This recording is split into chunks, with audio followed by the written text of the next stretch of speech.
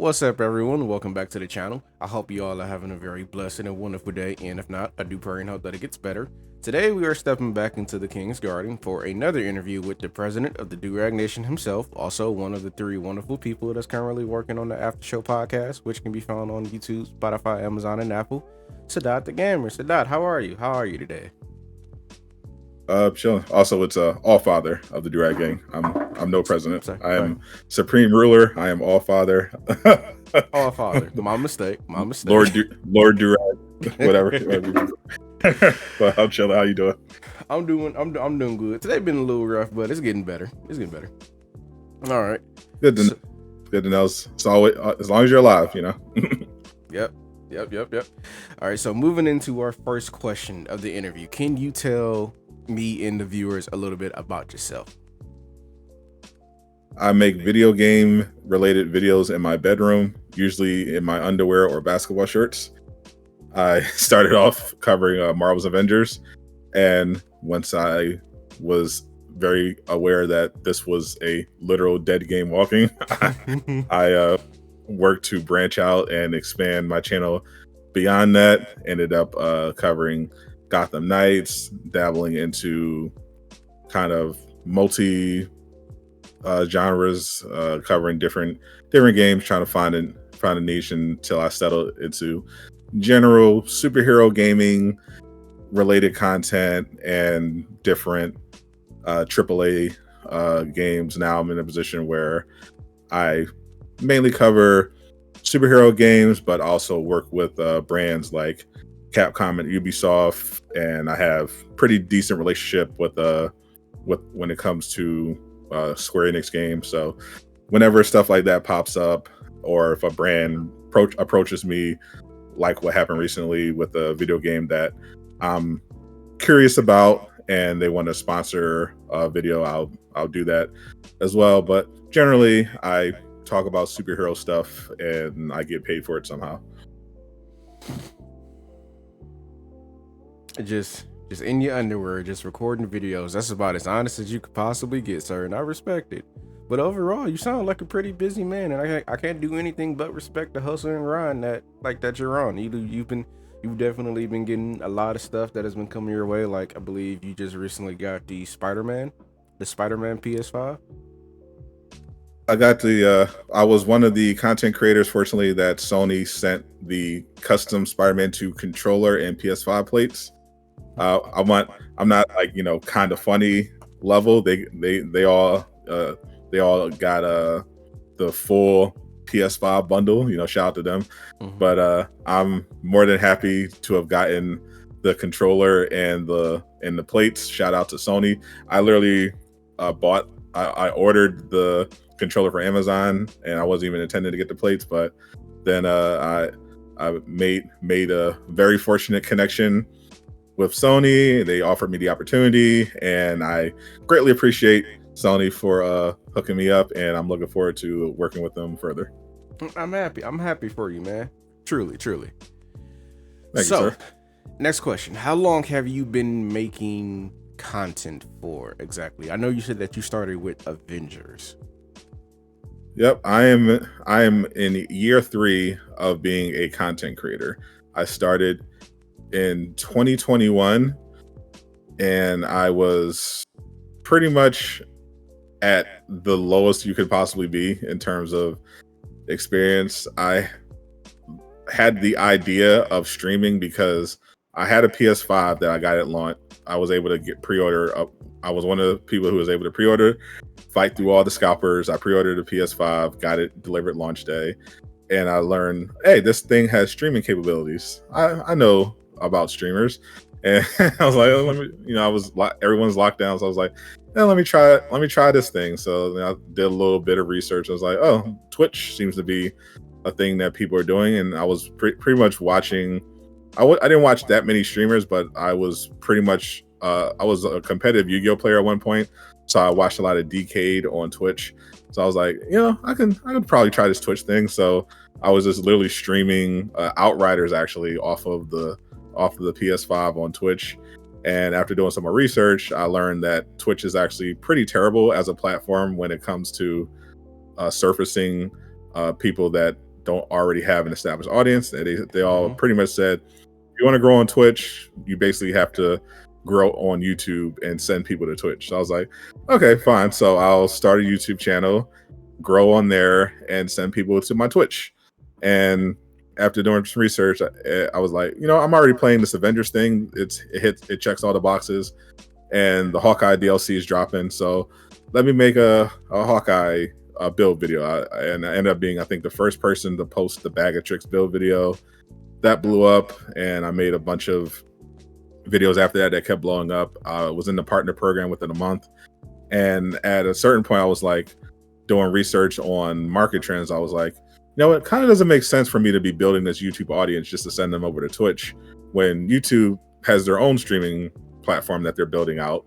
So I might as well just grow on YouTube and like use Twitch as a side thing. And the rest is history. Okay. Also, side question, as a fellow Yu-Gi-Oh player, do you feel like pot of greed should ever be unbanned? Say it again. Do you feel like pot of greed should ever be unbanned for competitive play? Yes. Pot of greed should have never been banned. There's I know there's an argument that it's you shouldn't have free +1s like that. But bro, there's so much broken nonsense in Yu-Gi-Oh right now between link summoning. Like the +1 you got from Pot of Greed is nothing at this point compared to just all the nonsense I see in Yu-Gi-Oh these days, especially on Master Duel. Like I see people like summon like 6 monsters, draw 20 cards. Like what the fuck is difference is Pot of Greed going to make at this point? Yeah, this is the one reason why I won't play Master Duel. I got on to have fun. Next thing you know, turn 1, somebody already has 2 Blue Eyes White Dragon on the field. Yeah, I gave up at that point. I was done. This is ridiculous. Like I mainly played on Duel Links. Like I saw the appeal of Master Duel. I was like, you know what? I'm not going to get sucked into this. I don't have the money to be throwing down Konami right now. I'm just gonna bow out.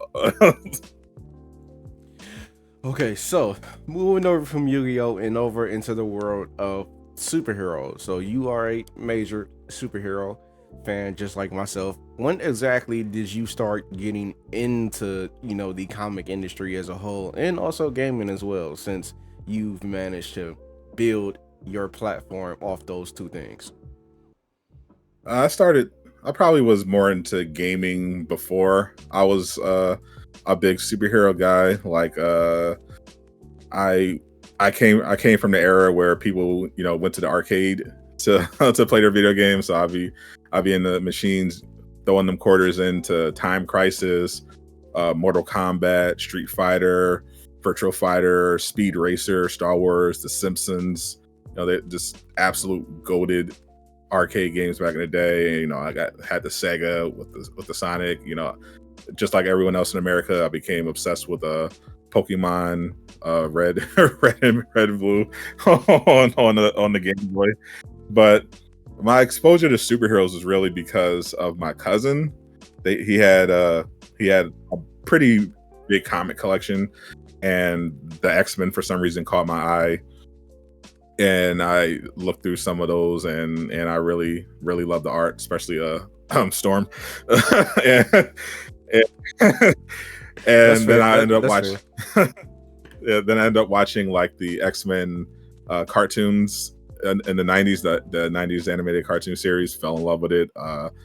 Still cry every time I see that episode with a morph.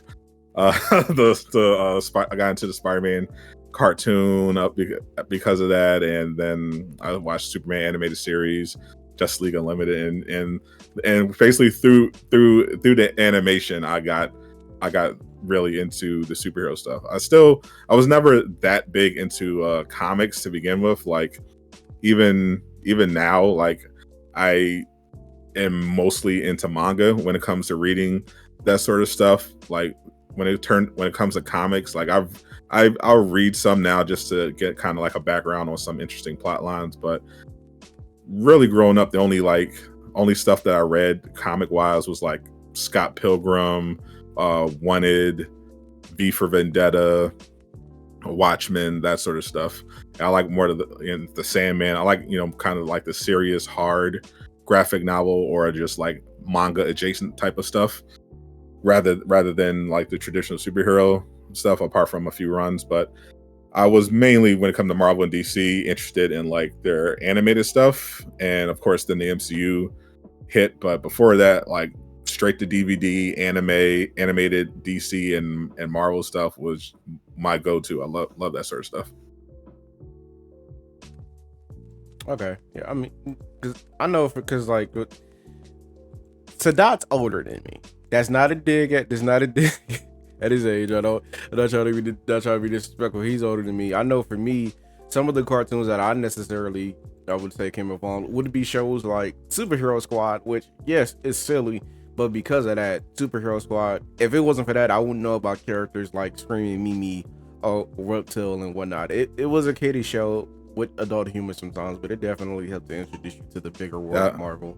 I completely missed that one. I mean, it's a good show. Like, you turn your brain off, yeah, have a good time. And then X-Men Evolution as well. That one I remember. Like, yeah, I liked X-Men Evolution, but yeah, I never heard Superhero Squad. Like when my cartoons growing up, like I still maintain that the 90s had pretty much the best run of animated content. You know, you had pretty much everything. I was obsessed with everything. Ren and Stimpy, Hey Arnold, Rocko's Modern Life, Carmen Sandiego, Mighty Max, Rugrats, Looney Tunes Adventure. They had everything for everybody. You know, they had Snick that Saturday night goaded lineup with all that. Keenan and Kel, Alan Strange. Like there was no beating kids content back then. Like the early Power Rangers. This was like peak for me. The 90s was don't get me wrong. Me personally, I'm a fan of the 2000s cartoons because those definitely hit Ed and Eddie, stuff like that. The 90s, however, are goated in their own right. It's not. There hasn't really been nothing to compare to the 90s, so I would agree with you there. I still remember. I used to watch Keenan and Kel reruns every time I came home from school. It's a show that still holds up to this day. So, moving on to the next question: how has your content creator journey been for you so far? Well, it's hard to compare it to anything because, you know, I have no prior content creator experience like at all. So I can only kind of go by the content creators that I researched, the stuff that I've learned about, you know, the average, you know, content creator, their experience, and just the ones that I know personally. And I'd say comparatively, I'm had a pretty ridiculous run. I found like a lot of people takes them like years to even get into the YouTube partner program, and some never even reached there. And I did that my first month of YouTube without knowing anything about making videos beforehand, and was able to capitalize off of it. So comparatively, I don't have much to complain about. You know, I went from no experience whatsoever and 17 subscribers to, you know, 60,000 subscribers, brand deals, and making like full-time income off of a YouTube channel. So I'd say comparatively, there's not much room for me to complain in that regard. But, you know, I have big dreams, I have big goals. You know, obviously I'm not expecting to be like Mr. Beast in terms of success, but I do, you know, want to have a situation where I can just like retire off of my content creator income and everything like that, and just be in a position where I'm working with all the top brands, getting games for free and stuff like that. You know, that's where I want to be.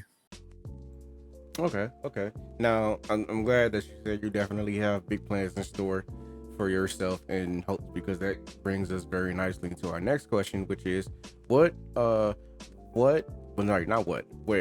do you see this journey taking you in the future as a creator? Like, do you have a vision board of exactly where you want to be or where you think you will end up?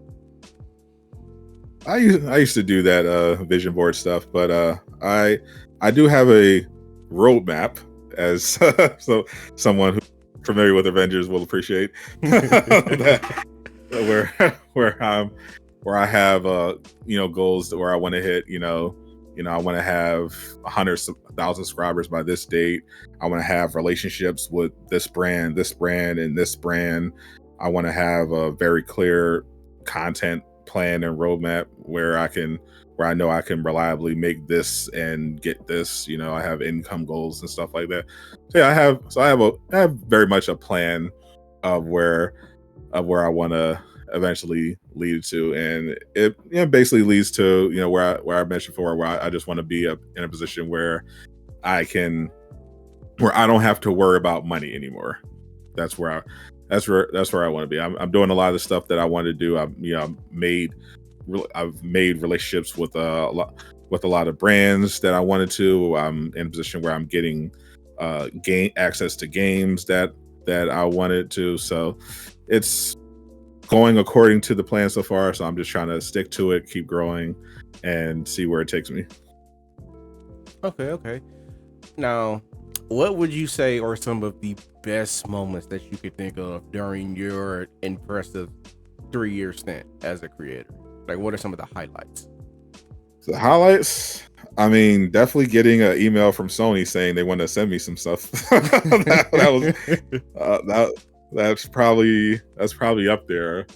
The other one of the other moments, a lot of the standout. Funny enough, a lot of the standout moments were like this year. The getting my foot in the door of Sony, getting those free gifts, getting into the Ubisoft and Capcom creator programs, having a Spider-Man stream where I basically did a co-stream just covering everything that's going on with San Diego Comic-Con and the Cinematic Relationships panel, and that stream ended up with like 134,000 views. I had I think 8,000 concurrents at one point, just in the chat. So that was pretty much the peak of my streaming career. My first video that broke 500,000 views. That was what happened last year with Gotham Knights. So those are my first month on the platform, getting into the partner program. Those are like the kind of the highlights. It's my first time I took home a YouTube, not a literal check, but a metaphorical YouTube check where I was like, oh, I've never made this amount from any of the actual jobs I've had in a single month. Holy shit. So all those moments definitely stand out in my mind.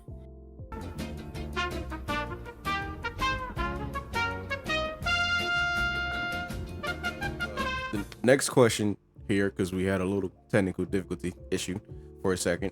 We talked about some of the highlights. What would you say is one of the craziest things that happened to you on the platform, like besides getting attacked for having a personal opinion, which I'm pretty sure a good majority of creators have experienced at some point in time? I don't even consider that crazy, because it's so common. Like just the amount of just nonsense on a daily basis. So it doesn't even.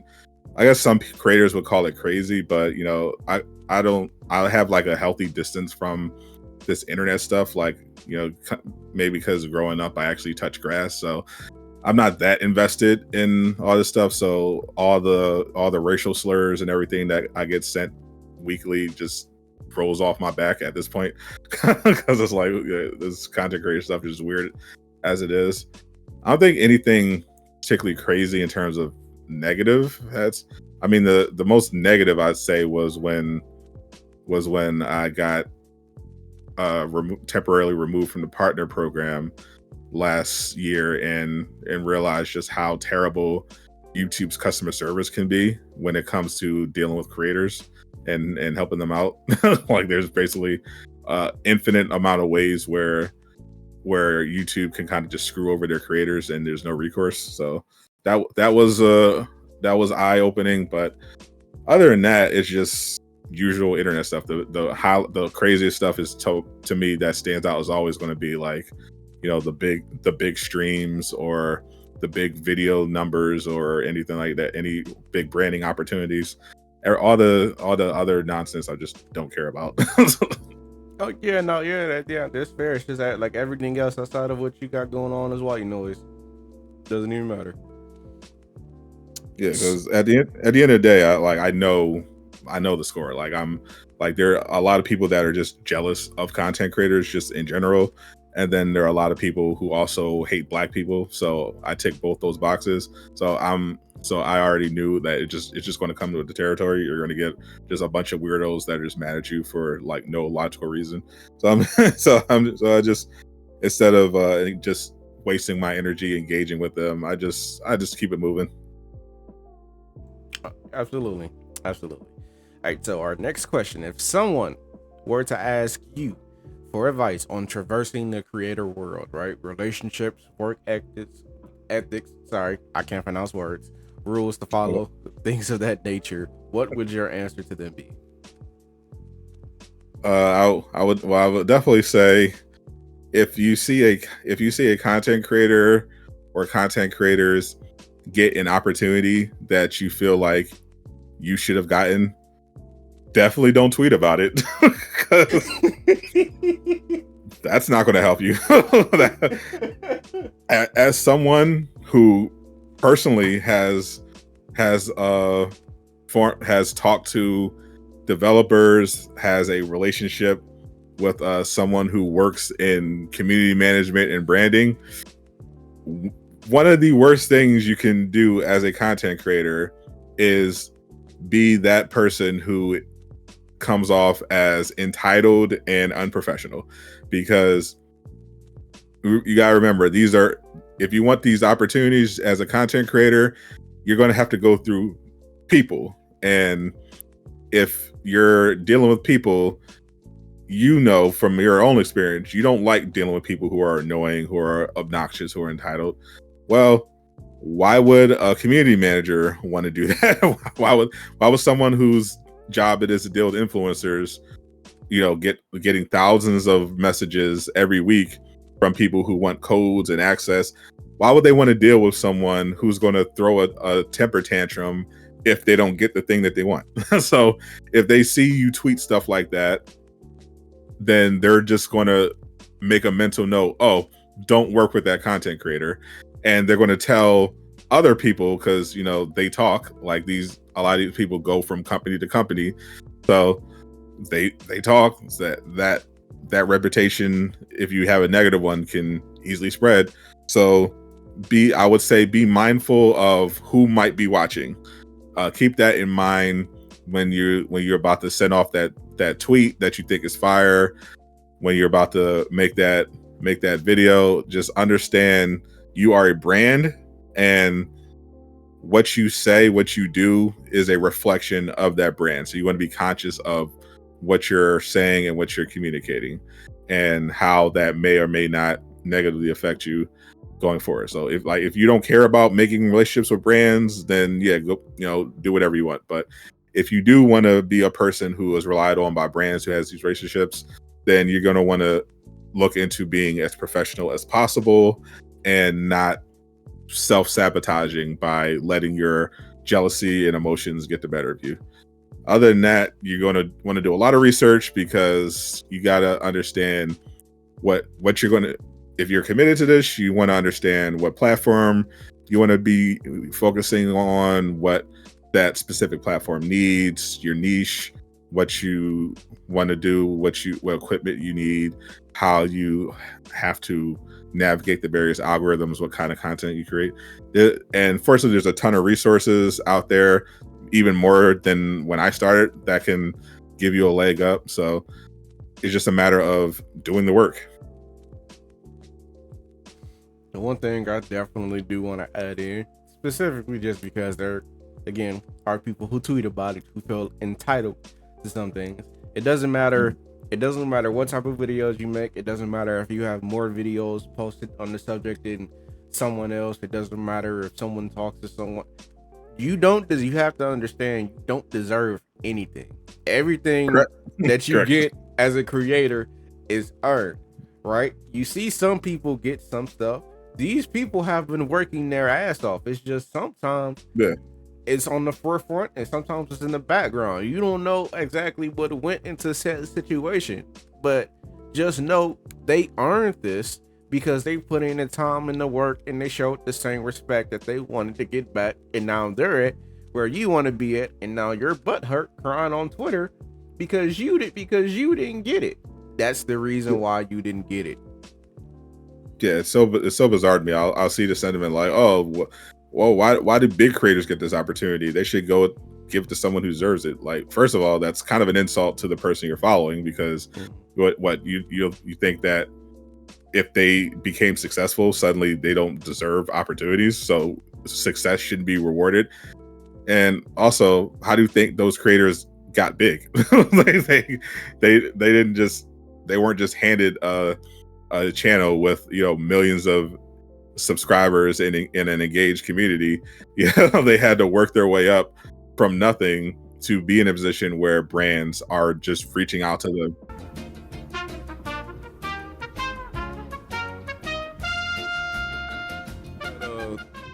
Moving on to the next question. Where did the name Sadot the Gamer come from? It was nothing particularly interesting. My rap name was Sadot. It's the middle name my mom wanted to give me that my dad didn't want. So as another act of defiance, I said, oh, I'm just going to make that my rap name. So that just became what everyone called me, everyone I knew, because music was my main driving factor. And I never really even considered content creation until 2021, where I just let me just stream for fun. And then that happened, so I was like, well, I need something else. Sadot. What else do? What content? Well, I'm making gaming content, so Sadot the Gamer. There we go. All right, pretty simple. I can respect it. Now, you've recently reached 60K. How does that feel, having come so far in only a few years? Do you feel like you have surpassed your own expectations, or is this only the beginning of you really hitting your stride? Well, funny enough, my goal was to be at 100K last year, so I'm actually underperforming my expectations. So believe it or not, but it's still nice to reflect every once in a while on where I came from starting from 17 and ended up at 60. I was just got off the phone with my buddy. He was like, bro, the last time I talked to you, you were at like 30K, and now you just hit 60. I'm like, yeah, it's pretty wild. Like I remember, I kind of still remember those days when I'm looking at the YouTube analytics and I'm checking the subscriber totals, and I'm like, oh wow, I gained 500 subscribers this month. That's crazy. And now when I see that I gain like 4,000 subscribers in a month, I'm like, oh, it's kind of a down month. It's just like we can up that a bit. So it's just all about perspective. But I still very much have my eye on 100K, and after that, a million. You gonna do it. Seeing this how far you have grown in just this short time, and the fact that you excel in superhero games. Like, this is something we're definitely going to talk about later, but superhero gaming is definitely going to be entering another big boom, starting with Spider-Man this year. I believe that you will hit that 100K within the next I want to say next year, but I can't remember what other superhero game comes out next year besides Suicide Squad. I think it might be Wonder Woman, hopefully, maybe. We actually don't know, like, because Suicide Squad could come out next year, it could also get delayed another year. Wonder Woman could come out next year, but we haven't heard anything about it since the Game Awards. So in 2021. So we're waiting for that. Wolverine could come out in 2024, but we're also hearing from Jeff Grubb that they're looking at 2025 most realistically. And then when you add in the potential of the video game strike, that could be 2026 for Wolverine. So, who knows? Yep. Now, the Durag Nation. Obviously we know where the name come from, but Right.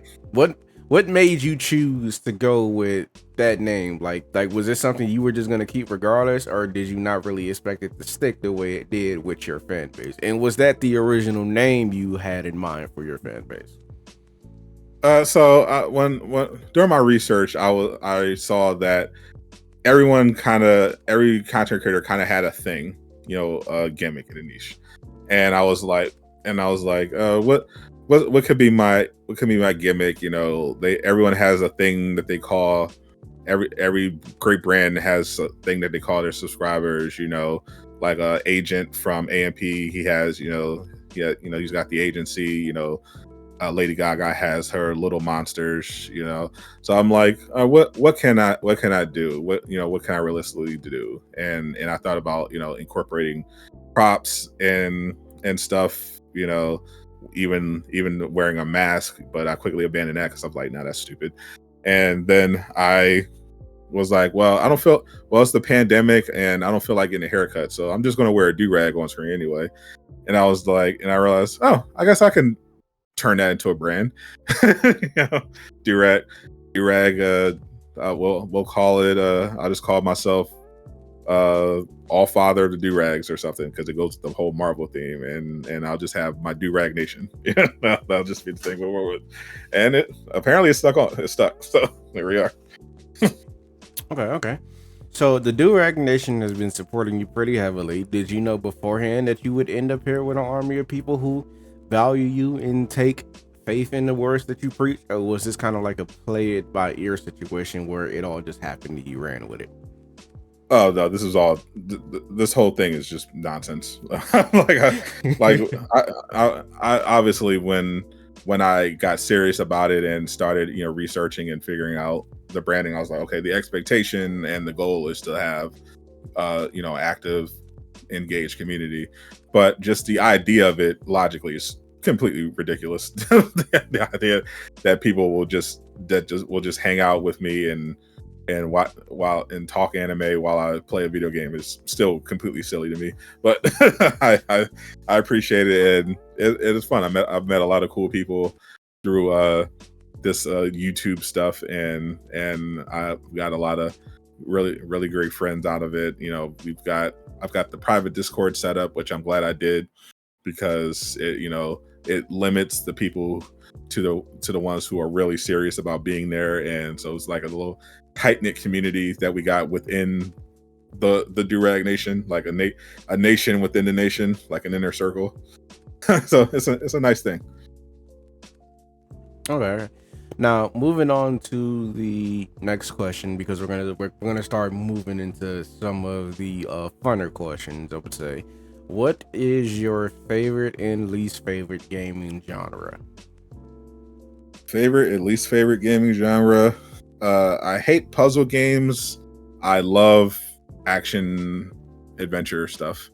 That's my main go-to. You give me a good third-person, story-driven action adventure game, and I'll probably give it a shot. Especially if you got some cool Devil May Cry inspired combat going for you. A nice, beautiful open world. And I've also grown to be a fan of the whole multiplayer shooter type of thing when it's done right, but not in the style of like a Destiny. Though Destiny was fun when I played, just the free stuff. But I liked Outriders. I'm looking forward to First Descendants. I enjoy that sort of thing. But I hate puzzles. I hate when puzzles are put into my action games. I don't like it. I don't want it. Okay. Now, out of the past decade, I would say, what are your top 3 games out of everything that you can remember that you've played? What are your top 3? Just in my life. But I would say going as far back as just what what are the 3?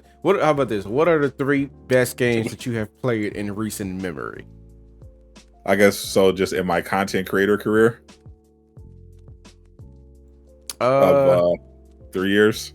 I was like, I don't. Well, as you know, you can either that or just your life in general. Like it doesn't even have to be YouTube related. So my favorite game of all time is Ghost of Tsushima. Actually, this top 3 is pretty easy because I could just go by the games that I cared the most about, that I probably put the most time into. So, and just loved. Definitely Ghost of Tsushima, my favorite game of all time. GTA 3, I would spend an obscene amount of time playing that, messing with the wanted levels. Sometimes I would just not even play. I would just sit in the car listening to Laszlo on the radio and just laughing my ass off. I basically lived in that game. And Fable 2, arguably my second favorite game of all time. I love Fable 2. Honorable mentions to the Dreamcast era. I love some Sonic Adventure. Still, I was blown away. Loved Mario 64 back in the day as well. I used to be really into wrestling back then. I loved my N64 and wrestling games. Loved the SmackDown games, but yeah, the ones that stand above the rest, definitely Ghost of Tsushima, Fable 2, and GTA. In terms of superhero games, I definitely loved Arkham City and Miles Morales the most. Loved the Spider-Man PS4 was great, but I do prefer Miles Morales overall to that. But yeah, Arkham City, love that way more than Arkham Knight. And Midnight Suns, great experience as well. Didn't think I was going to like it. Loved it. Guardians of the Galaxy, definitely up there with my favorite games, just because that's mainly because of the story. That I'd say when it comes to story, that's probably up there with some of my all-time just favorite gaming experiences. Just Guardians has a great story. Guardians has a very great story. Like the combat was okay, but the level design was really good. Enemy design was surprisingly pretty good, despite the limitations on the combat. But the story was just masterful. I enjoy that because I know definitely around that time Guardians was definitely being compared to Arkham City in Spider-Man PS4 in terms of some of the best superhero games that we've had. And I wouldn't disagree with it. Like Guardians was like you said, like the combat was limited, but the game overall was definitely pretty solid. A lot more solid than people thought, following the whole Avengers fiasco. Yeah. I think it's easily, the best story I've experienced in a superhero game, for sure. Well, I would say the Spider-Man PS4 Miles Morales stories were good. Arkham, obviously great storytelling there, but by far I think I walked away from Guardians of the Galaxy with the best impression in terms of the story. Okay. Now, if there was a video game that you wish you can go back and had never played it, which one would it be? And you can't say Avengers. I never played it. You sure I can't say Avengers? No, I actually don't regret becoming an Avengers creator. I mean, if I could have the same immediate success, I would obviously much rather have started on Genshin Impact and become a big Genshin creator instead of a big Avengers creator. I would have a very different career if that happened that way. But if I did Fortnite. But no, I'd say this is actually funny. This is definitely something my subscribers will appreciate. The one game I would definitely undo playing and buying, because I actually bought this piece of shit, was actually blocked it from my memory. Was it Babylon's Fall? No. I played that. I thought it was a joke. I wasn't mad about it, but I played as a demo. I thought it was I thought it was a troll. but I no what was that what was that zombie game? Back for Blood. No, the other one, the sequel. It was an open world zombie game that's supposed to have like a 5-year roadmap. Dying Light 2. Yeah, Dying Light 2. I'm still mad about that $60 because that was the month that we got Horizon Forbidden West, Sifu, Elden Ring, and Dying Light 2. And I was committed to buying. I didn't end up getting a code for any of them. I was committed to Forbidden West, and I was like, okay, I want to get one of these other ones. So I have that in the budget. I'm gonna try one of these other ones. And Aqua, my mod, convinced me, oh, you got to get Dying Light 2. That game is going to be great. And there were red flags, but I was like, it's probably fine. I'll grab Dying Light 2. I don't know about this Elden Ring thing. Who knows? And I got Dying Light 2. It was like, okay, it's supposed to have a lot of content for the next 5 years. I love zombie games. It's got parkour. This seems cool. Absolute dog water. That game is an embarrassment. Oh no. It was broken. It didn't work. I was sitting there on stream trying, literally could not advance through the story quests because I had to keep doing restarts, and because of all these progress blocking bugs. The multiplayer, I was like, at least I can do co-op. Co-op was completely broken. I couldn't access any multiplayer whatsoever. Absolute dog water. And of course, you can't, when you buy digital, you can't get the refund. So I'm just out $60. Yeah, so I think Sony still got that lifetime free refund policy. Yeah, they didn't give it to me. Oh, but customer support was not looking to help me out. So I was like, Dying Light 2, that's the one consistent game that when I go back to, I'm like, I wish I had just bought Elden Ring instead of Dying Light 2. Elden Ring is a great game, and From Software definitely doubled up with Armored Core, because Armored Core is also a very great game. I would recommend that if you haven't thought about trying it. Sadot. I don't even like really Souls games. Like I tried Lies of P. I don't really like that. The only reason I was curious about Elden Ring is because I saw different builds, and I was like, oh, it looks cool. Because I don't like that whole. Because I actually memed this at one point, because the whole trend of the Souls game is this really stiff and limiting combat that I feel like it's just artificial difficulty, and it's like, oh, I can just swipe, sip your potion, swipe, sip, swipe, sip. It's just boring to look at and even worse to play. I'm just not that sort of glutton. But Elden Ring looked like it had enough build diversity where you can eventually get to some cool stuff, but never got to try it. I will say this: the Armored Core is definitely a lot more faster and fluid than Elden Ring. I can say there's no iframes too, so you can't cheese that either. But overall, Armored Core, it looks pretty wild. Looks pretty wild.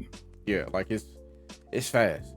That game is fast. It's like if you ever play Sunset Overdrive or any of the Gundam games, it's like that, but on crack. Those games it's just speed. It's a game where tanks can fly. Giant tanks can fly at you. It's weird, it's terrifying, but it's absolutely lovely. Now, moving on to the next question. Which upcoming games are you looking forward to the most? Come on. Besides the obvious answer, what are you looking forward to? I got into some cool creator programs, so I have some opportunities coming up. I'm actually pretty excited about First Descendant. I'm looking for another Outriders type of game, and this one looks like it's going to be pretty fun. I have high hopes for that one. Payday 3. I'm in the Deep Silver program, so I should have access to Payday 3. I saw Johnny Rocker playing Payday 2. It looked pretty fun, so I'm looking forward to diving into that. Playing a little bit of that. Maybe we'll do a little collab there. I was really excited to try Stellar Blade, purely for gameplay reasons, of course. And and I was disappointed that it looks like it's probably going to get delayed. I'm hoping we get an update on it at the state of play. But the fact that there was that report that Sony is delaying some of their upcoming first party 2023 games, and we know it's not going to be Spider-Man 2. So it's probably Helldivers 2 or Stellar Blade. That was disappointing, but Helldivers looked interesting. Stellar Blade I was definitely excited for. So if I have to wait for that, I will, because I definitely want to play that. I'm curious about Star Wars Outlaws now that I'm going to have access to that. Assassin's Creed Mirage looks cool. Haven't played Assassin's Creed since the first game, so it'll be interesting to dive back into that franchise, like completely fresh almost. Superhero wise, obviously, I was one of the few apparently who didn't immediately hate Suicide Squad Kill the Justice League. Oh, you and know, actually wanted to give it I built my 2020. I partially built my 2023 gaming plans for content going into it around Suicide Squad and Spider-Man 2. Unfortunately, Suicide Squad didn't work out, but Spider-Man 2 has so far. So I'm definitely looking to. So far, this is the only one that's announced. So I'm building my 2024 around Suicide Squad, pending anything else. And obviously, I really look forward to Wonder Woman. I'm seeing surprising amount of people hating on it because they want Superman, but I'm just like, everything I've heard about the Wonder Woman game sounds like it's going to be just absolutely insane. Like open world Wonder Woman game in the Nemesis system. You know what the Nemesis system is, right? Yeah, from the Shadow of Mordor games. I remember. I do this professionally. I did a whole breakdown of a couple of videos breaking down the Wonder Woman game. In my most recent one, I broke down specifically for those that didn't know all the intricacies of the Nemesis system and why it could be so good, especially if they've improved it with all the new advancements in artificial intelligence that we've had just in the last year.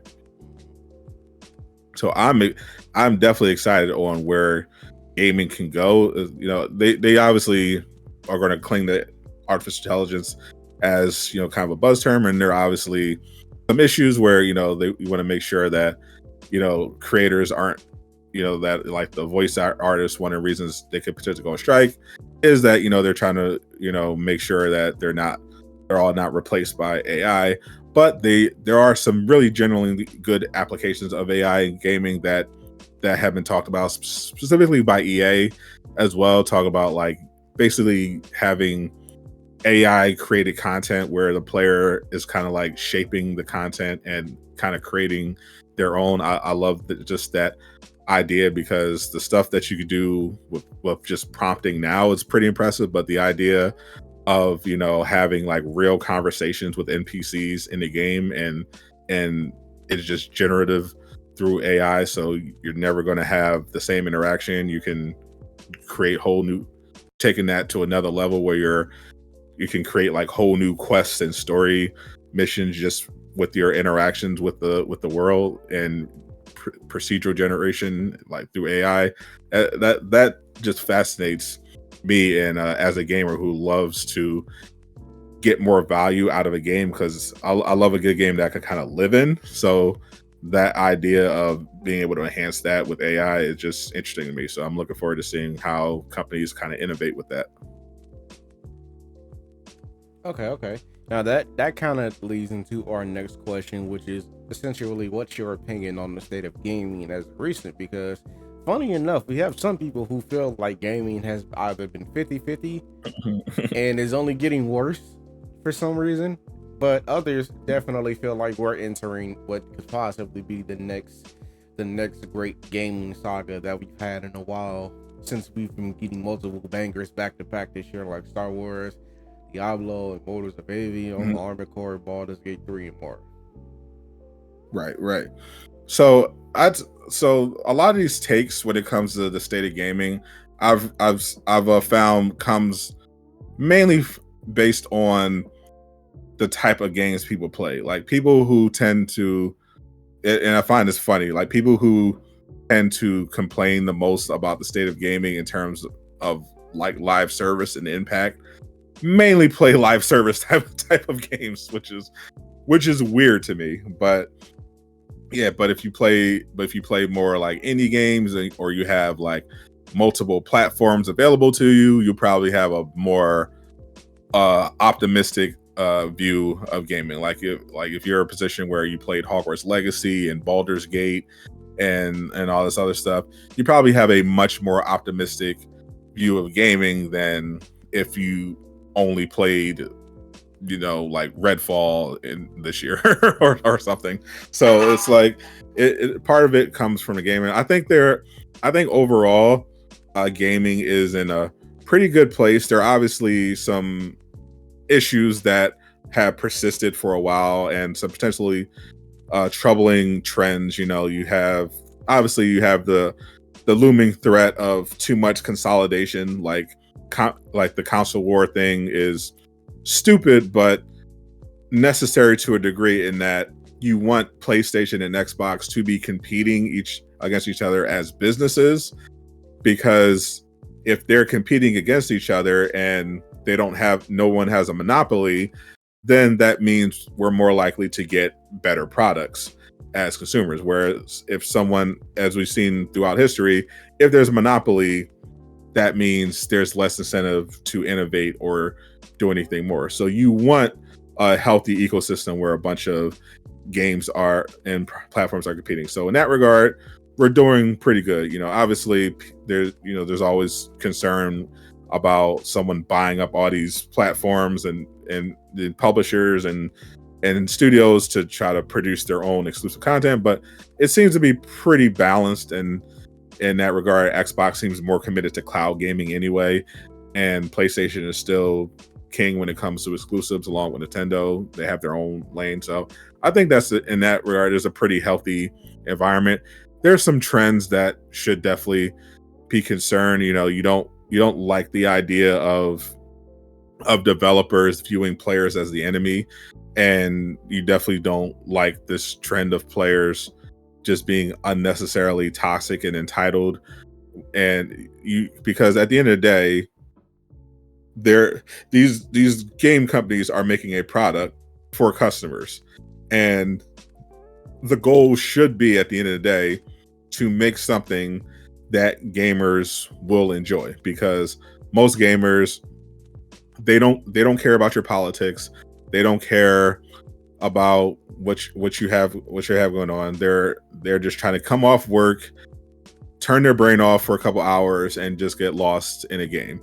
So it's important to not lose sight of that basic effect that games are supposed to have, where you're supposed to take people away from whatever problems they have and bring them to this cool new world, or allow them to take their mind off of that. And that's why a lot of people fell in love with gaming, and that's where some places you can see have issues of that, and others do a really great job of consistently giving players what they want.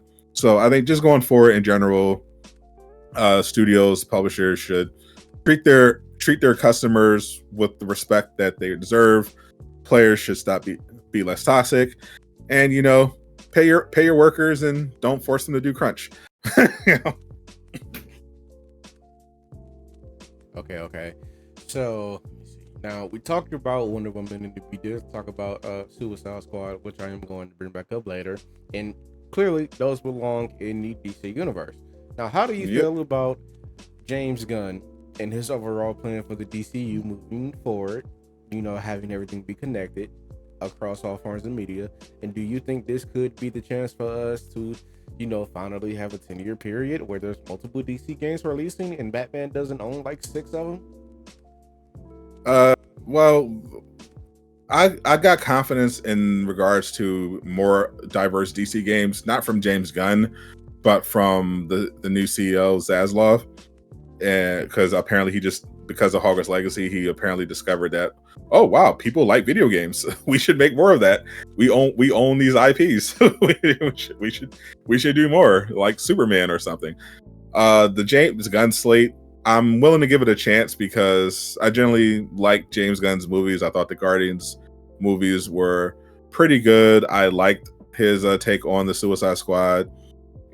Peacemaker was cool. So I'm willing to give him the benefit of the doubt. I don't like how he handled the Henry Cavill situation. He's got some questionable takes, but I'm willing to give it a benefit of the doubt. The slate on paper looks like it could easily just be a complete train wreck, but has some potential there. Like Superman Legacy is really going to be the determining factor. But the Batman, the Batman movie could be really good. The Green Lantern show has a lot of potential. But like with all these products, like it comes down to the execution. Like even if you have a good idea on paper, you have to execute it. Like the Flash movie was a great idea on paper. Like they even beat Marvel to the whole multiverse angle. But in execution, they went through like 6 different directors, 40 different writers, countless reshoots. By the time they got the movie out, the multiverse concept was draining, and people just weren't interested in it anymore. And then the movie itself was just a complete dumpster fire. So it's just going to be about whether or not James Gunn can like right the wrongs and put together something great. Like obviously you can't fault him for the current slate because technically even though he said Blue Beetle is a DCU character, it's not really a DCU movie. It was made from the previous regime. So we're really judging James Gunn on Superman Legacy for real. And that's really going to be the determining factor. And I hope it succeeds. I really want DC to be successful. Growing up, I preferred DC overall over Marvel, but Marvel ended up, blowing way past them when it came to the live action cinematic universe. DC only managed to ever make Batman related movies good, unfortunately. So I'm hoping they can at the very least expand into gaming, because I think that's where they have really more potential. Like the movies, the shows, they could and probably will fail, but there's a lot of potential they've shown in the past with video games. Like the Arkham series, still regarded as one of the best trilogies and some of the best action games ever made. So if they can apply that sort of skill to some of their other DC properties, like Wonder Woman or Green Lantern or the Flash, Constantine, then you can actually be doing something. But in terms of the whole connected thing, I think that's a terrible idea.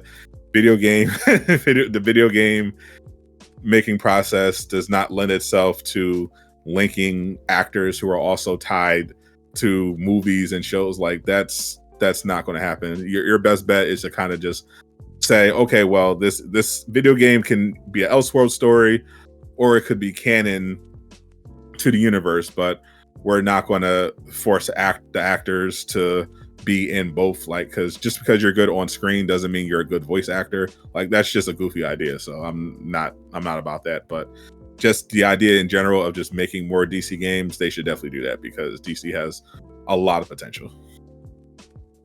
Okay, so if there's any DC game, right? Let's say it could be Elseworlds, it could be canon, it could be whatever. If there's any DC game that you believe would sell like crazy, it could be a game of your own idea. It could be a game based off a comic event like DC Story, DC versus Vampires, anything. What would that game be and why? I have several of them on my channel. I actually have a pretty popular series of videos that I started making where I call it perfect game pitches. I basically pitch my idea of what I would think is a perfect superhero game that would sell and people will love. And I've got a few DC. I have a Flash game, I have a Superman game, and I have a Justice League game. And I think out of all of them, the one that probably would have the most upside is the Justice League game. I had the idea of basically making Marvel's Avengers but good, and basing the story off of the Justice League Origins comic, which was turned into an animated movie called Justice League War, and building it from there. I think that would have the most potential, but this probably the safest one to make would be my idea of the solo Superman game, where you basically make like this story-driven God of War type of superhero game that takes inspiration from Spider-Man, God of War, Megaton Rainfall, and you build up Superman from his time in Smallville as a youngster, growing into his powers, to his career starting in Metropolis and everything like that, and grow into this gradually grow into this expansive open world action adventure game. Okay, so we know which one you think would sell like crazy. Now, if you were approached with the AAA budget to make a game, which one of those would you pick? Would it be the Superman one because that's the easy pick, or would you try your hand at the Flash game, or anything else that you didn't name that's not a part of those three? I would roll the dice with the Justice League game,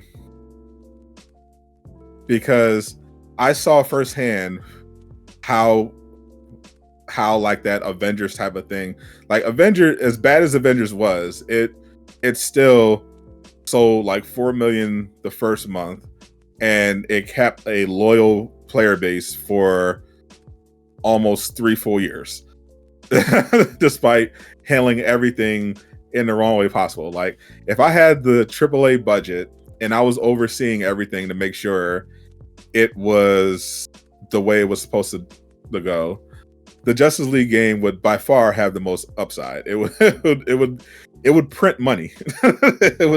it would rival Genshin in terms of money. Yeah, and Genshin is I can't think of a game that's pricier. Actually, no. You know what? Yes, I can. Dragon Ball Legends.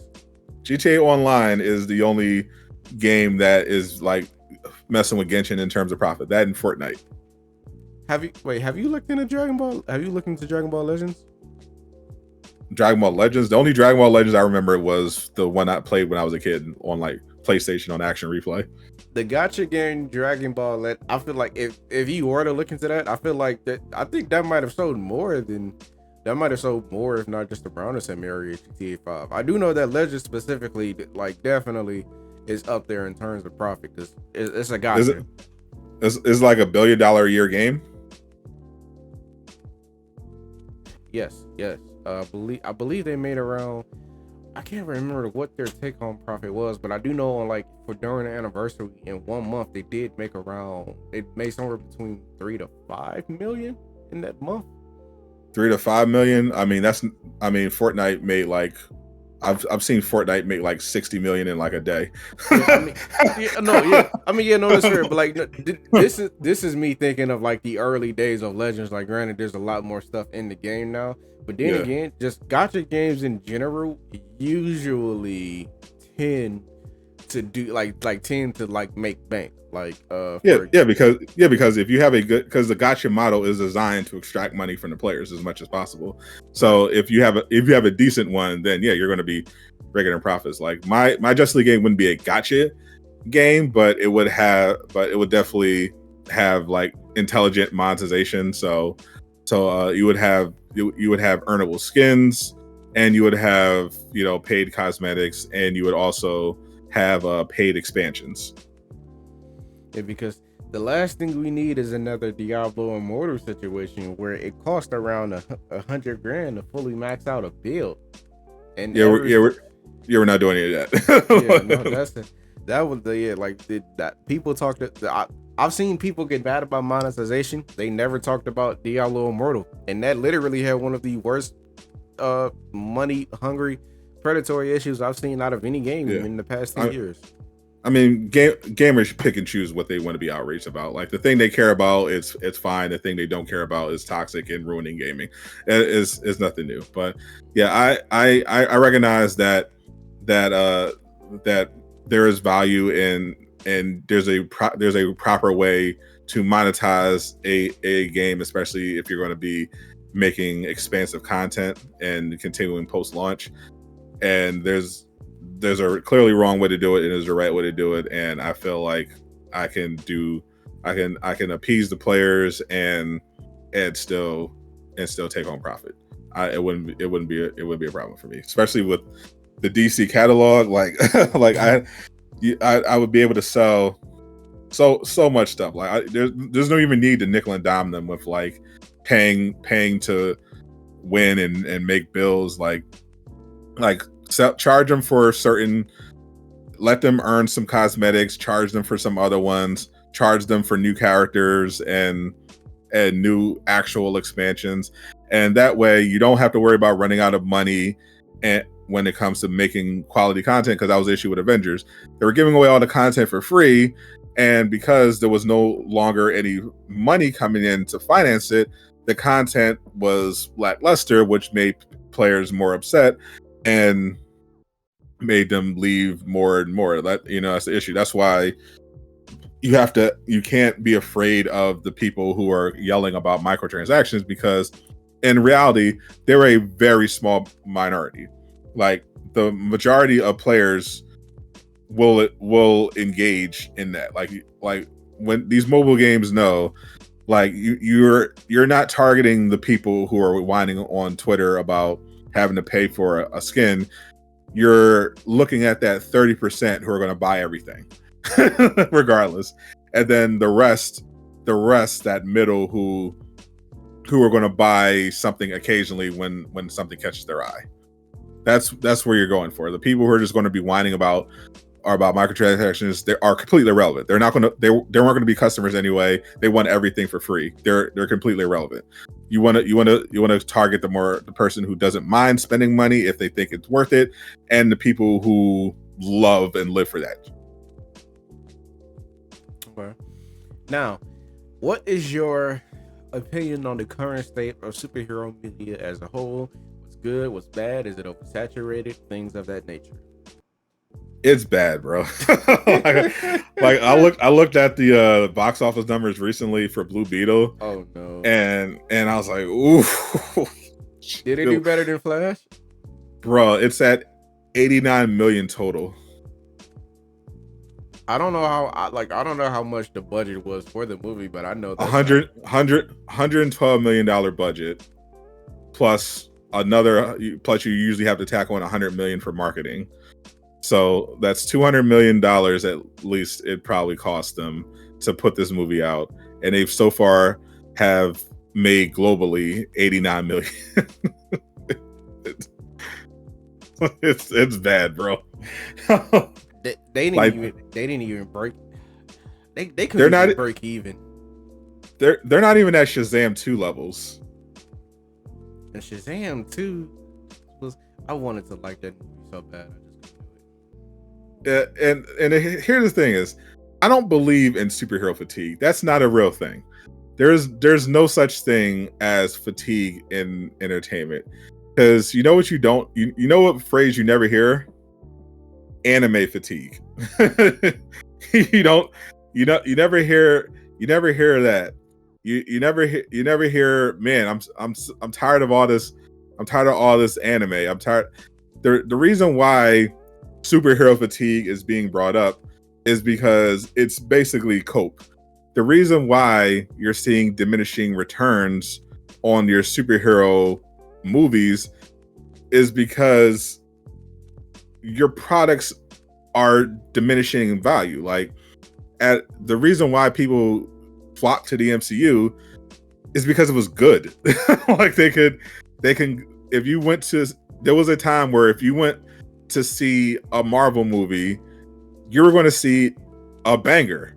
You knew you were going to see a banger in one way or another. And it's negatively infected the entire industry, because then everyone else started chasing the big budget movies with established cinematic universes instead of looking at the more mid-range budgeted movies that have probably much better scripts. They just the Monster Universe, the Dracula movie that came out. Yeah, they tried out that. Yeah, it doesn't work. Everyone wanted to have the next MCU. Everyone wanted to have their own universe. Everyone chased the big and it negatively affected the movie going public because now it's like, yeah, you'll have some stuff that will break out because it shows that, we saw with Barbieheimer. If you market properly, if you make something people want to see, surprise, they'll go see it, especially if it seems different than what you've been getting. Like, the reason why people aren't flocking to see Marvel and DC movies is because a lot of them suck now. Like, no, like Blue Beetle was okay. It wasn't the worst movie I've seen in the superhero genre, but it was nothing special about it. It was extremely derivative. It leaned heavily into the culture and identity, and that audience didn't show up in huge numbers to justify it, and no one outside of people who played Injustice and some hardcore comic players even know who Blue Beetle even is. So you didn't have that big name recognition. It was just like, oh, the guy from the Karate Kid is in this, I guess I'll see that.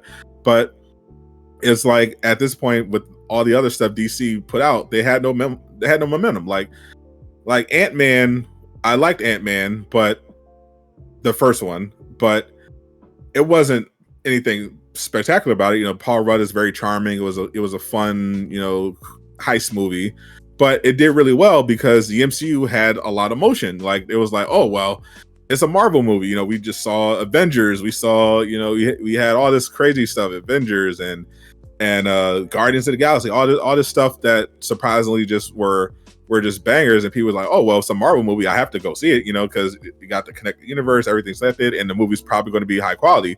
And then once people got used to Marvel products not being good quality, and then you had on top of that, attacking the fans and stuff, it's just like, yeah, no wonder people aren't supporting you. Is like, you're not giving them what they were getting before. You're putting out more of it. Of course, they're not going to just rush out anymore. Why would they? Do you think Ant-Man 3 was a movie that deserved to make $2 billion? No. If it was, it would have. Mario made they didn't have over $1 billion. That's why they didn't make $2 billion. They didn't have the best character in the whole goddamn series. It was Louise.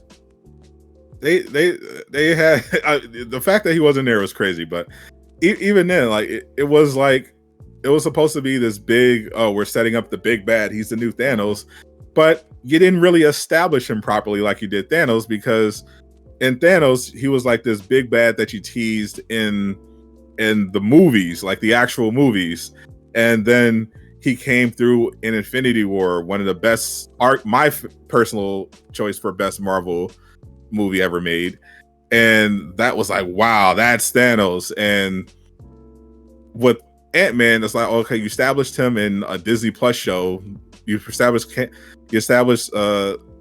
Jonathan Majors Kang in a Disney Plus show that no one watched, and you had him like basically talk for 20 minutes and then just get stabbed. And then you just throw him in an Ant-Man 3 movie. like what? Like, we're and it just didn't work. It was like what is this? It's like they lost the whatever that blueprint was. They lost it, and DC never had it. Like, the only thing DC knew how to do was make Batman related properties, and that was it. They got lucky with Aquaman. It blew up for some reason internationally, and they had an initial hit with the first Wonder Woman, but that went away. Like, you gotta go back to basics. You make stuff that's good, and people will go see it. They won't just go. You can't just rely on people to go see it because you have DC or Marvel in the credits, and you spent $300 million. It has to be good.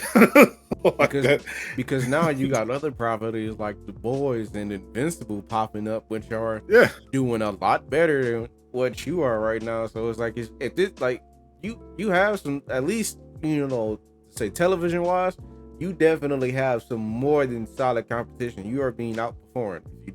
If you don't get back to the formula, your the Marvel's gonna end up where DC was, because I think for the longest Yeah, time, like the way it was, Marvel always had the better movies, but DC always has had the better animation. And now Marvel is starting to fall below that bar more and more and more. yeah, like I'm looking for an Invincible season 2, but they had that one episode, short based on Adam Eve, Mhm. and it was better than everything DC and Marvel related I've seen in like almost a year. For almost, almost like it was just such high quality. Like the only Marvel DC property, not even DC, like DC properties have just been pretty mid apart from the Batman. But Guardians 3 was the cool. Guardians 3, yeah, I did enjoy Guardians 3. Definitely flawed, but overall really really great.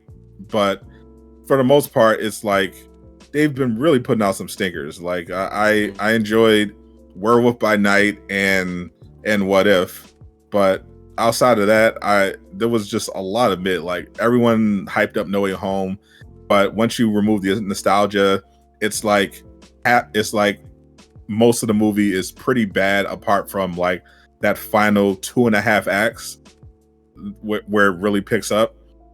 But for the most part, it's just been dud after dud after dud. Like you'll have shows where it's like starts off pretty good, like with WandaVision, and then just completely falls off a cliff. Whereas you have competition. Like anime is better than ever. The boys are doing big things. Invincible's doing big things. Like you don't have the luxury anymore of just throwing something out and slapping your brand on it and be like, hey, it's a Marvel, it's a DC, go come see it. Like no, like you have to win people over now. And I'm hoping they realize it, because I did see that they fired whoever writer they had working on the Thunderbolts movie, and they hired the writer from Beef on Netflix, which is a really good show.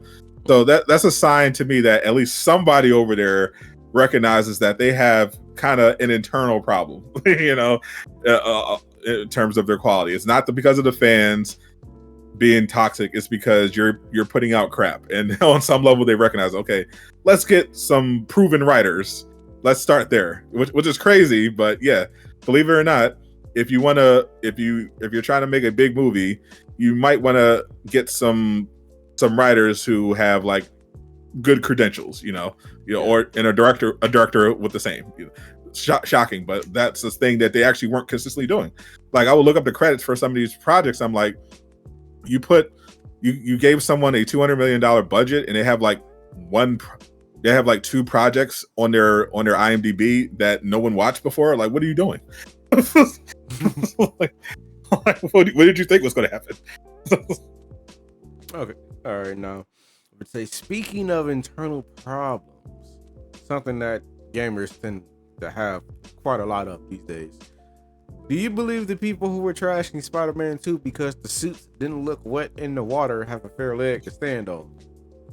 Oh my god! So most of those people were Xbots. Like let's be real. This is console war nonsense. Every time a big PlayStation or Xbox game comes out, they're the usual bad faith attacks from just these chronically online fanboys who are just picking apart everything that they can in complete bad faith. There are no actual Spider-Man fans who give a shit about the water at all. It's not a real thing. The only only thing Spider-Man fans actually complain about are suits and web swinging. Like they don't care about water.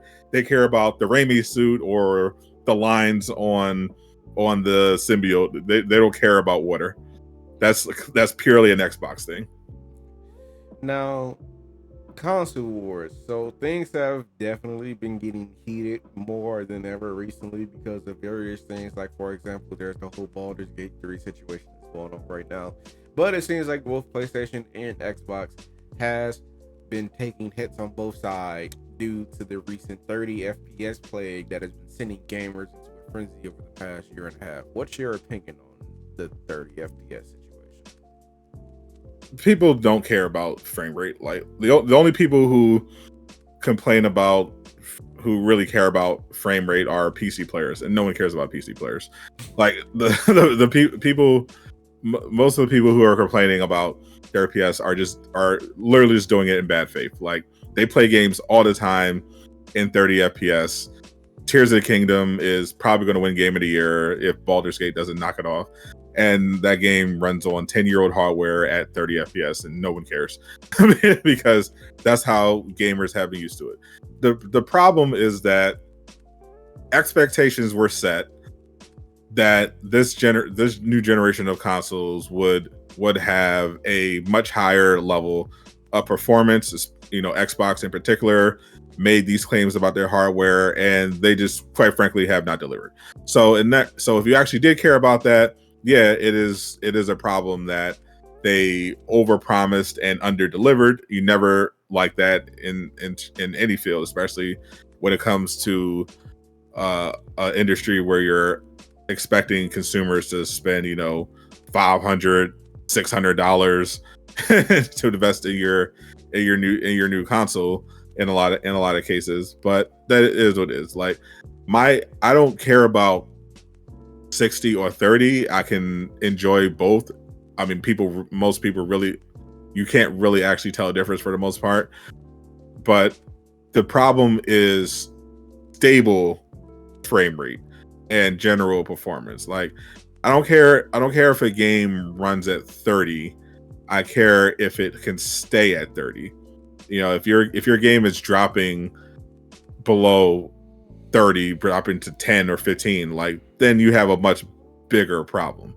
But if you're locked at 30 and the rest of the game is stable and performs well, then I don't care as long as the rest of the game is good. Obviously, that's one of the reasons I love Insomniac is because they don't make those excuses. They make high quality games, and you can bet that when you fire up, Spider-Man PS4, you got Spider-Man Remastered or Miles Morales and Ratchet and Clank Ripped Apart, and when we dive into Spider-Man 2, you're going to have that 4K 30 FPS option. You're going to have that pure 60 FPS option, and you're going to have that hybrid performance RT option. And that's probably how it should be on a game if it's current gen exclusive. That's the other issue. Like that's why people complained about Gotham Knights 30 FPS more. It's not that people cared that much whether it was 60 FPS or not. It was everything around it. It was the fact that they sold the game as something that's going to be on all platforms: PlayStation 4, Xbox One, PS5, Xbox Series S and X, PC. And then 5 months before launch, they say, "Oh, JK, we're actually not going to have it on any of those. We're just going to have it on PC and current gen." And then you find out, like a week before launch, oh, by the way, even though it's current gen exclusive, it's also locked at 30 and will have no performance option. And also it's, when you play it, it's actually going to drop massively below 30 when you're playing it. So that's really what that was about. It wasn't just the fact that there was no 60 FPS option at all on a current gen game that wasn't even physically demanding. It's not like it was a Starfield situation where it's like, oh, okay, well you're making a massively open world space adventure game with 1,000 explorable planets. No, you're making a co-op superhero semi-looter brawler in an open world Gotham. Like you can have no reason not to have a performance mode, especially in 2022. If Spider-Man Remastered can do it, you sure as hell can. So it was kind of all those factors put together that rubbed people the wrong way. If they hadn't canceled last gen, the backlash about the 60 FPS thing wouldn't have been a thing. But the fact that they canceled last gen and didn't have a performance mode at launch, and it couldn't even maintain that stable 30, that's what really drove that controversy. Okay. All right, so we also only have a couple of more questions, by the way, because I know I've had you here for a hot minute. How bad is the upcoming strike for the video game industry, and do you see the writer strike improving anytime soon? So I haven't looked into this, but I did hear from I did a story. I did my story on it, and from when I saw, they had voted unanimously to authorize a strike, and from what they reported, it was basically with the performers, so like the voice actors and the ones who also do mocap, and that was the main issue. And if it's just voice acting and mocap that go on strike, that's going to obviously have a big impact. It's not going to affect games that are far into development, because when it comes to game development, voice acting is usually done pretty early in the process. Voice actors will often say that they have like done voice work for projects that won't come out for like another 2 years or 3 years or something like that. Mocap is pretty important, is obviously extremely important as well.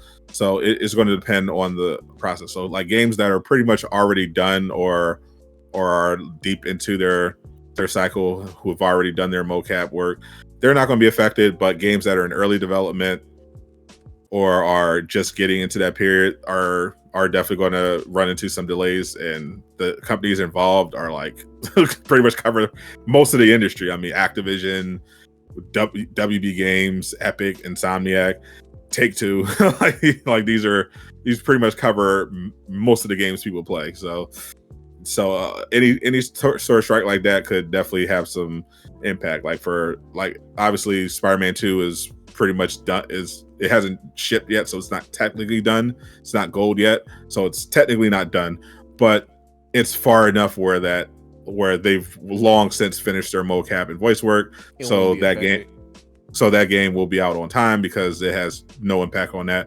But it would, for instance, have impact on if they were planning any DLC, which reportedly they are. That if that mocap and voice work isn't done, that's getting delayed. Marvel's Wolverine, we don't know how far along that is. We knew it was pretty early in development when they first announced it. So if they're not done their mocap and voice work, that's getting delayed. It's going to have a pretty wide impact. And if the video game writers go on strike, that'll be even more devastating.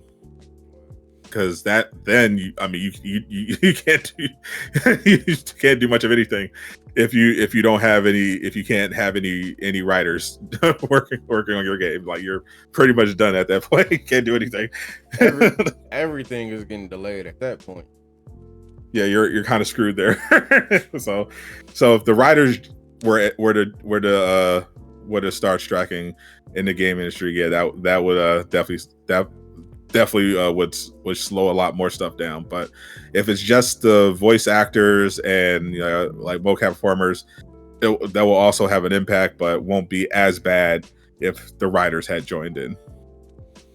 Okay, so months later, right? Speaking of delays, what are your thoughts on Suicide Squad months after the State of Play fiasco, and what outcome do you see for the game? Oof, I really wanted that game to do well. I understand why people reacted the way they did, because people are still triggered by Marvel's Avengers, and there was definitely some Avengers adjacent stuff that people were immediately triggered by. The fact that there was a battle pass, even though they said it's cosmetic only. Avengers made the same promise, and they said free DLC. Avengers made the same promise. You saw them shooting weak points on robots. Classic Avengers. You had the characters looked a little samey because you had Captain Boomerang and King Shark all toting guns. So it's like, so I could definitely see why people got the impression that this was like going to be another uninspired looter shooter. I thought the lineup was also weird, because I know from my research, this is a game that's been in development for an obscene amount of time, and the lineup I understand why they made the lineup that they did. They were trying to cash in on the Suicide Squad, but the problem is that didn't turn out to be particularly lucrative. So they're kind of in a tough spot. That's another reason why you don't want to chase the movies. the one popular character is Harley Quinn. That's the one constant that they should have had. But the rest of the roster, if they just wanted to make kind of this Sunset Overdrive type of looter shooter, where it's like crazy, fluid, fast traversal across an open world and lots of particle effects and blowing up and stuff like that, the squad doesn't really make any sense. Like Harley makes sense if that's what you're trying to do. Deadshot makes sense, but King Shark and Boomerang don't. Like if you just want to have people with guns, like you can, with a little bit of melee, you could have literally just put like Deathstroke and Captain Cold or something like that in there. Like there's no reason like to have Captain Boomerang there if you're just going to give him a gun. Same with same with King Shark. Like if I was in charge, if I was putting that roster together, I would have done something a little more interesting with that lineup. I would have still kept Harley, and I would have gave her a look that more closely resembled her Arkham appearance. I would have probably kept Deadshot, but I would have definitely included Bizarro, and I probably would have included Captain Cold. Actually, I would have replaced Deadshot with Deathstroke, and I would have had Bizarro and Captain Cold with Harley Quinn. And because I know over the past 10 years, like in a lot of iterations of the squad, recently it's primarily just been Harley and Deadshot with other people rotating in and out, but them two and Boomerang definitely have been like the main three in a lot of iterations over the past decade. Like for example, the whole Suicide Squad versus Justice League thing with Eclipso.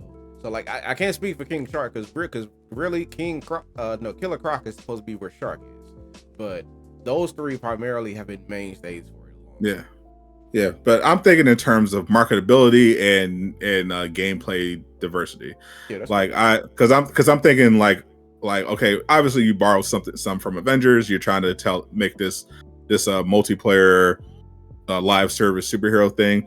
Fine, like then, well, the thing that Avengers did well was diversity with the combat. These heroes that perform very differently and serve different functions. So like you have your Hawk. He's this big rage machine mashing everything, but then you also have Thor flying around, throwing your hammer, pinning people in the lightning.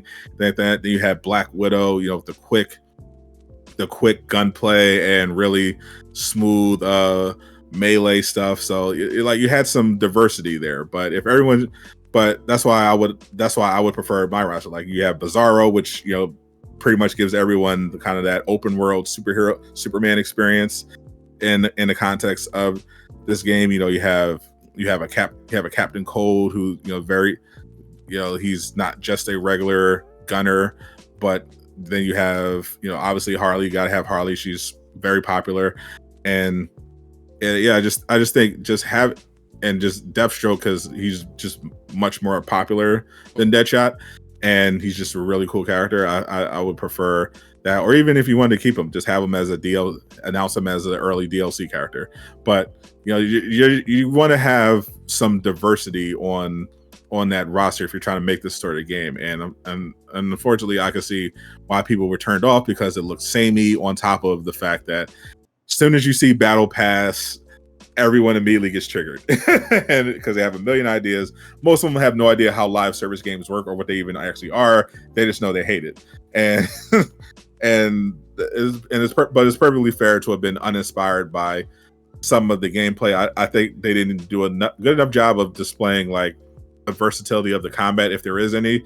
Like they mentioned how King Shark is the fastest melee character, but they didn't really do a good job of showcasing the melee. Like we got to see. I want to add in something about that. There was a developer that, because someone asked on Twitter, there was a developer that said he didn't like what happened in the state of play because he felt what was shown was extremely limited. Right, and I got that vibe because I'm literally listening to them talk about the melee. I'm like, all we're seeing is some stylized takedowns, and I saw King Shark do like an uppercut. And I'm like, why? How is he the fastest melee character? Like, show us extent. Like, if you're talking about melee, I'm expecting you to show me like extensive breakdowns of the melee. And they didn't.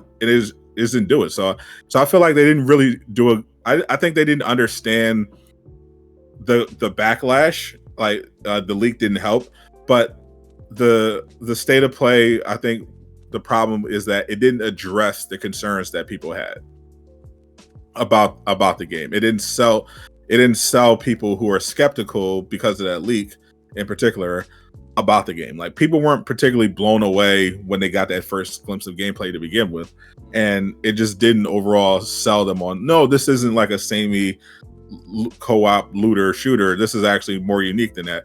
It didn't they talked about it being more than that, but they didn't really show it that it was more than that. And that's why I think that it had that level of backlash. So I'm hoping that they take this 9 months and, like, if possible, make the combat less samey if it's not, or if it wasn't already, then show people the next time, or tweak it so it is.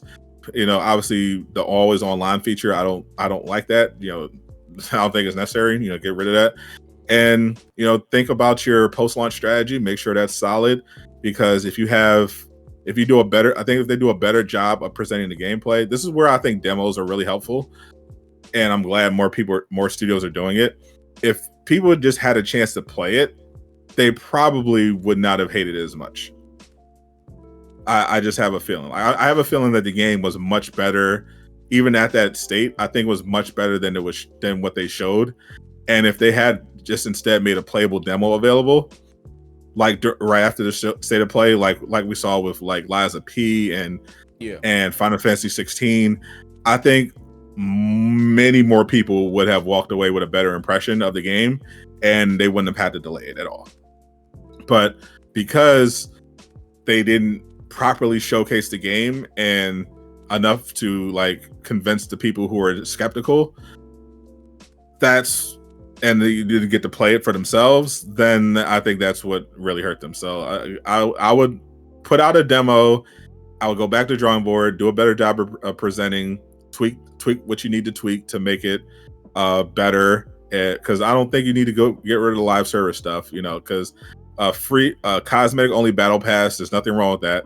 If you don't want to buy the skins, don't buy it. It's really not that complicated. And post launch content, new characters, great. Do all that. That's perfectly fine. But just make sure the core gameplay is tight. That's the biggest thing. If the core gameplay loop is good, then you're in a good place. That carried Avengers for 2.5 years, despite no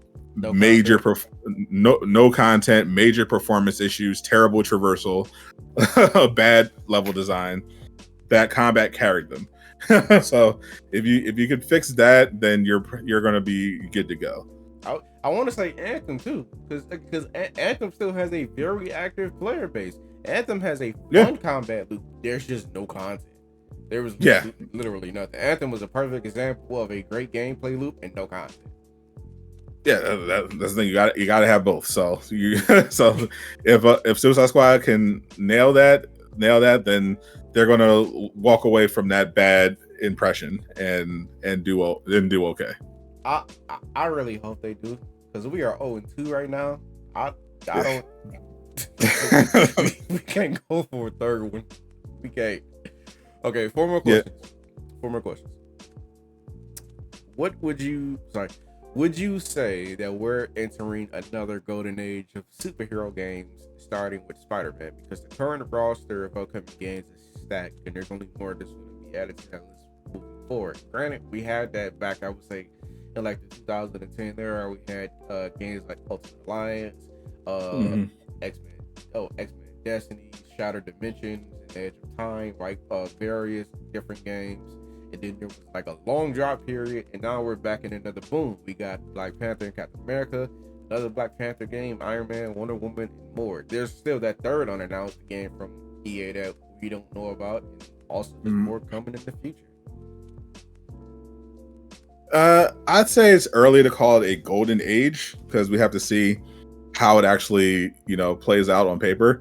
It's one thing on paper, but so far Insomniac has been mostly carrying that golden age. I mean, as great as Midnight Suns was to me, it definitely didn't live up to the expectations that other people had. Same with Gotham Knights. It definitely left some stuff on the table. The EA stuff, I have high hopes for. Everyone seems to be leaning into the single player stuff. If we could have at least one or two really good multiplayer superhero games, I would definitely say that we're on our way. But we're just gonna have to wait and see because DC. It's nice in theory if they're more open to more gaming for their other properties, but we have to see it in action. Like there's a DC game right now being worked on by WB Games Montreal, the Gotham Knights studio. They very hush hush. They haven't officially revealed what it is yet, but we do know it's a DC game and it's being built in Unreal Engine 5. But they have not revealed what it is yet. I do know they were working on a different DC game that they canceled, which I can't tell you what it is, but there is a new one that they're currently focused on that we're waiting for them to announce. So depending on how all these games play out, we could very much be in a golden age. We know Insomniac's going to deliver. Spider-Man 2 is going to be a classic. I'm sure Marvel's Wolverine is going to be a classic. I think the Wonder Woman game is going to be a classic. I have high hopes for the Iron Man and Black Panther game, the Skynet's New Media World War II game. I'm hoping that's good, but we'll have to see. It's going to depend on how it's executed. Yeah. All right. Potential's there. Absolutely. Now, where do you see yourself in the Do-Rag Nation in 5 years? 5 years? Hopefully sitting on at least 1 million subscribers with millions of dollars in the bank, a number of large brand deals, and relationships with the biggest studios, waiting for the official launch of GTA 6. Oh my god. That ain't until I see a trailer. That game not coming out. I'm sorry. Actually, funny enough, I just saw a leak. Apparently, someone leaked the voicemail from the Take-Two CEO, and the reveal trailer is apparently coming out end of October 23rd, I think. October 23rd, 24th. October is really going to be a busy month for news because I imagine that's when promotion for a lot more things is going to pick up. I know for a fact promotion for Suicide Squad is going to pick up after NK drops this month. That apparent GTA news. God damn, October is going to be a busy month. Yeah, 20th is Spider-Man 2. Then you got Alan Wake. Then you have another Call of Duty. Yeah, you got the Game Awards. It's going to be crazy. All right, so do you have any upcoming cool things for the channel that you might want to share or hint at for whoever maybe watching this video? Well, I still have to get around to finishing my next perfect game pitch series. The community voted and they decided on Daredevil. I wrote a story outline. It's actually an original story outline for the game. So I just have to actually put the video together. but yeah, that's something that's on the content agenda. Other than that, I'm just sticking to the news. You should do one for the X-Men. I already did. Yeah. That was the first one I did, and it blew up. That's the reason why I ended up doing the rest of them. Okay. Yeah, because like I've been looking at the comics recently in the whole aftermath of the recent Hellfire Gala massacre thing. Mutants can never catch a break. That's all. I don't want to get too much into it because I talk about it all day. They can never catch a break. Yeah, my pitch for an X-Men game was basically I wanted a better X-Men Destiny. I wanted I wanted like a X-Men meets Hogwarts Legacy meets GTA. I want that immersive open world mutant experience with like actual choices that matter, and really in-depth combat and a skill tree and skills and all that and customization and all that stuff. I would love for X-Men. I would love for X-Men Destiny to be remastered in general. I would also love that idea. That sounds like a wonderful idea. Now, final question: do you have any closing remarks before we round out the interview? Your mask is dumb. As I've heard, yes. No, I definitely show King Greek some love. He definitely deserves even more viewers. He's a good guy. You should definitely fuck with this guy. I'm trying. Granted, I'm not as much in the research as people like you and another buddy of ours, Jay Shock Glass. I'm not really all that. I'm a dumb guy, okay? I'm a dumb guy, but I'm honest, and I try my best to be, as honest and respectful as I can whenever I talk about stuff. I just, I try to, I'm, like the everybody man. That makes sense. The everyman, yeah, I get it. The everyman, I get it. Yeah, I get it. I mean, you're doing your thing. You're a 2K next maker. Yeah, I have not done anything with that in quite a long time. But on that note, we have reached the end of this interview. So everybody, thank you for stopping by and checking out the interview. I hope you all have had a very great time. Sadot, I hope you have had a great time as well. It was a pleasure having you here, and I look forward to what the future has in store for you. Appreciate you. The links to his socials will be down in the description below. If you guys want to go ahead and check him out, I suggest you do that right away. And if you want to stay up to date on everything related to superhero gaming and general gaming and news, because he has his hand in all the cookie jars. He's like he more than likely knows about something that your favorite YouTuber don't know about. So you might want to go ahead and give the man your viewage. But with that being said, we will catch all of you in the moonlight. Peace out, everybody. Oh, you're not going to speak any French? I pass with a D in Spanish, all right? Languages besides English are not my forte.